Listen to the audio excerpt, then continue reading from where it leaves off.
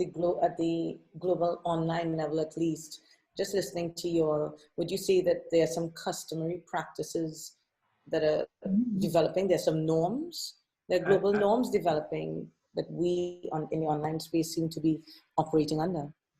Absolutely. One example that I've been working on lately is the open source communities, right? Right. And for years I've been, I love using open source software. I'm, doing this interview on a Linux computer and all this stuff. But at the same time, I'm kind of plagued by the way in which, for instance, 95% of open source contributors are male. The way in which privilege just runs deeply through this movement. And when you look at testimonies, for instance, from women in open source, what you often hear is, toxic culture. You hear that this is and that there are so many structures of power that they experience that aren't explicit. Mm-hmm. It goes back to that feminist critique of the kind of hidden structures that emerge when a structure isn't made explicit.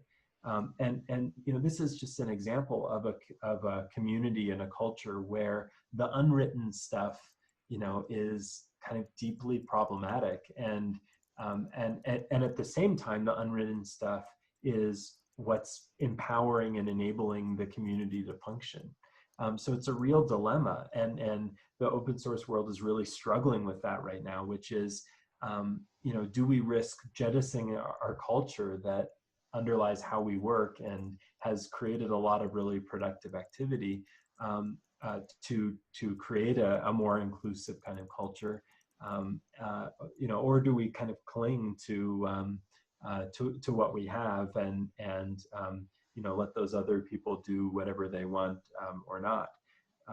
But it's such an example of how the limitations, of how powerful norms are in driving our, online collaborations, and how important it is to be willing to work with them, to let them bend, to let them evolve.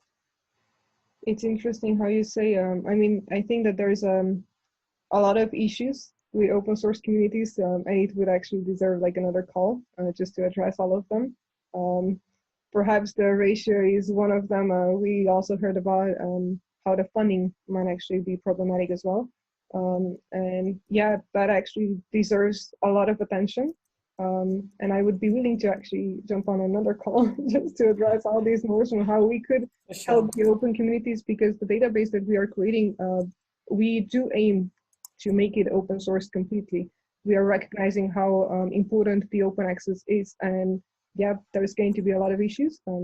It's going to be a challenge, but I do hear you, and I've been aware of the male supremacy, not only in the open source, the blockchain space as well, and it's incredible. It does bring a completely different power dynamic. I'm aware of the time, yeah.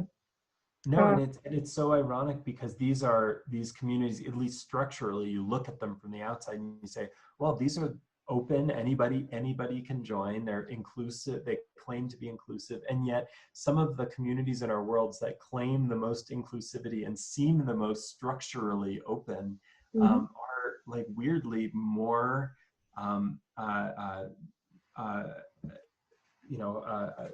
unwelcoming than a company that you have to go through a ridiculous hiring process to get into. And it's a striking paradox, and one that we need to take really seriously.